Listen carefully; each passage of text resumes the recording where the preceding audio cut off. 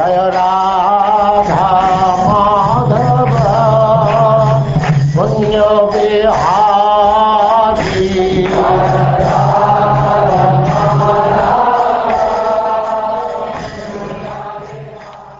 And now chapter 21, Bali Maharaj arrested by the Lord.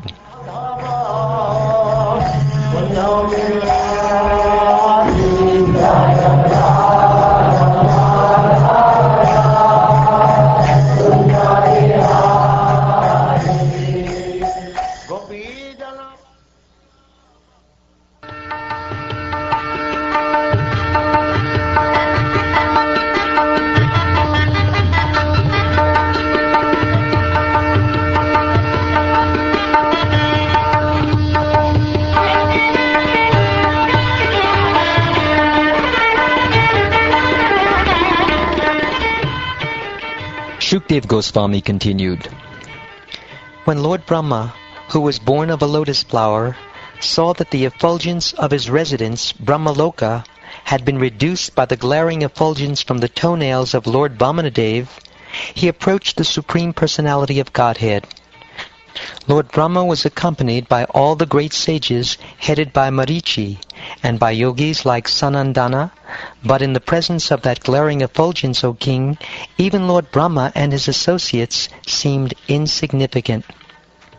Among the great personalities who came to worship the lotus feet of the Lord were those who had attained perfection in self-control and regulative principles, as well as experts in logic, history, general education, and the Vedic literature known as Kalpa, dealing with old historical incidents.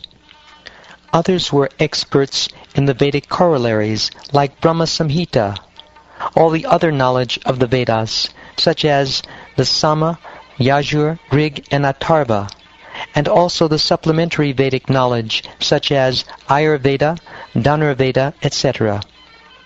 Others were those who had been freed of the reactions to fruitive activities by transcendental knowledge, awakened by practice of yoga. And still others were those who had attained residence in Brahmaloka, not by ordinary karma, but by advanced Vedic knowledge. After devotedly worshipping the upraised lotus feet of the Supreme Lord with oblations of water, Lord Brahma, who was born of the lotus emanating from Lord Vishnu's navel, offered prayers to the Lord. O King, the water from Lord Brahma's Kamandalu washed the lotus feet of Lord Vamanadeva, who is known as Urukrama, the wonderful actor. Thus that water became so pure that it was transformed into the water of the Ganges, which went flowing down from the sky, purifying the three worlds like the pure fame of the Supreme Personality of Godhead. Lord Brahma and all the predominating deities of the various planetary systems began to worship Lord Vamanadeva, their Supreme Master, who had reduced himself from his all-pervading form to his original form. They collected all the ingredients and paraphernalia for this worship. They worshipped the Lord by offering fragrant flowers, water, padya and arghya, sandalwood pulp and aguru pulp, incense, lamps, fused rice, unbroken grains, fruits, roots, and sprouts. While so doing, they offered prayers indicating the glorious activities of the Lord and shouted, Jai, Jai. They also danced, played instruments, sang, sounded conch shells, and beat kettle drums, in this way worshipping the Lord.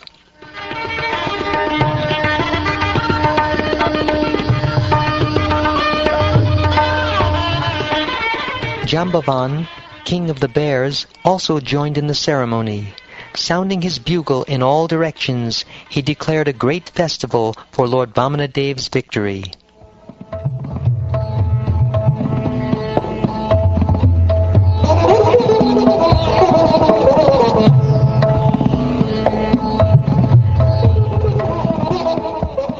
When the demoniac followers of Maharaj Bali saw that their master, who had been determined in performing sacrifice, had lost all his possessions to Vamanadeva, who had taken them away on the plea of begging 3 paces of land, they were very angry and spoke as follows.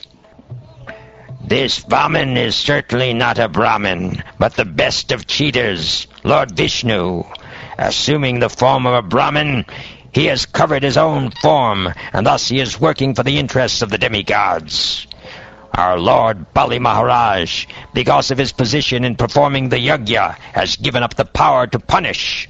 Taking advantage of this, our eternal enemy, Vishnu, dressed in the form of a brahmachari beggar, has taken away all his possessions. Our Lord Bali Maharaj is always fixed in truthfulness, and this is especially so at present, since he has been initiated into performing a sacrifice. He is always kind and merciful toward the Brahmins, and he cannot at any time speak lies. Therefore, it is our duty to kill this Vamanadeva, Lord Vishnu. It is our religious principle and the way to serve our master.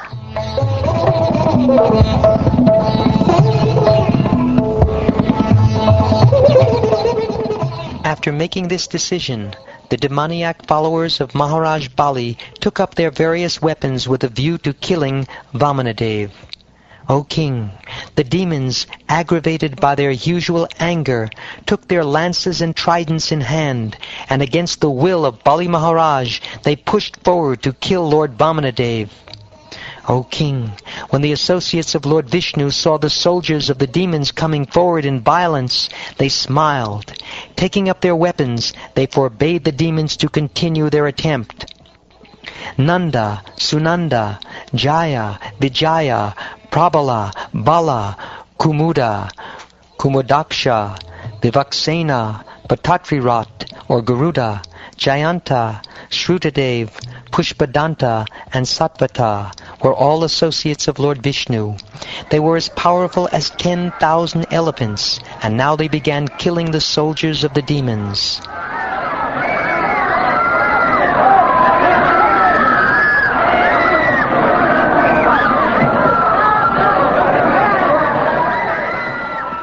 When Bali Maharaj saw his own soldiers were being killed by the associates of Lord Vishnu, he remembered the curse of Shukracharya and forbade his soldiers to continue fighting.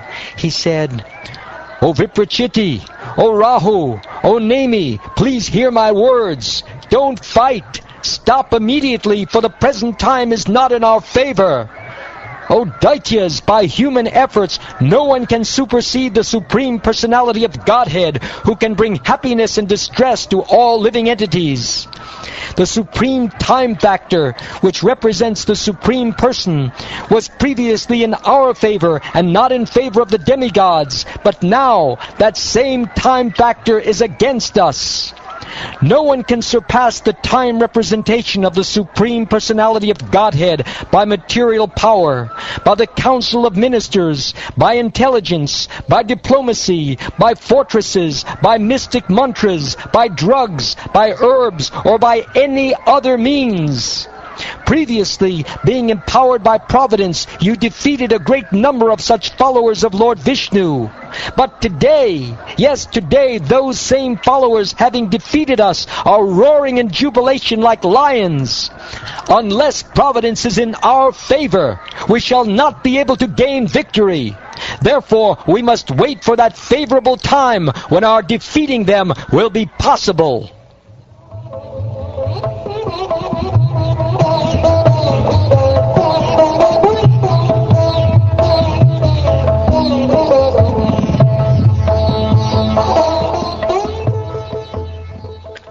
O king, in accordance with the order of their master, Bali Maharaj, all the chiefs of the demons and the Daityas entered the lower regions of the universe, to which they were driven by the soldiers of Vishnu. Thereafter, on the day of Somapana, after the sacrifice was finished, Garuda, king of the birds, understanding the desire of his master, arrested Bali Maharaj with the ropes of Varuna. When Bali Maharaj was thus arrested by Lord Vishnu, who is the most powerful, there was a great roar of lamentation in all directions throughout the upper and lower planetary systems of the universe.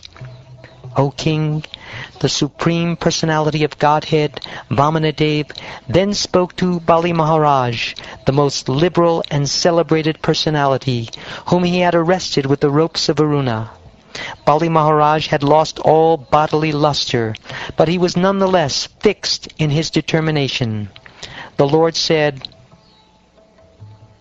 "O king of the demons, you have promised to give me 3 steps of land, but I have occupied the entire universe with 2 steps. Now think about where I should put my 3rd. As far as the sun and moon shine with the stars, and as far as the clouds pour rain, all the land throughout the universe is in your possession.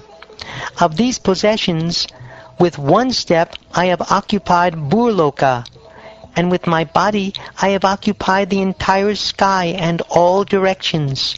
And in your presence, with my 2nd step, I have occupied the upper planetary system. Because you have been unable to give charity according to your promise, the rule is that you should go down to live in the hellish planets. Therefore, in accordance with the order of Shukracharya, your spiritual master, now go down and live there. Far from being elevated to the heavenly planets or fulfilling one's desire, one who does not properly give a beggar what he has promised falls down to a hellish condition of life. Being falsely proud of your possessions, you promised to give me land, but you could not fulfill your promise. Therefore, because your promise was false, you must live for a few years in hellish life."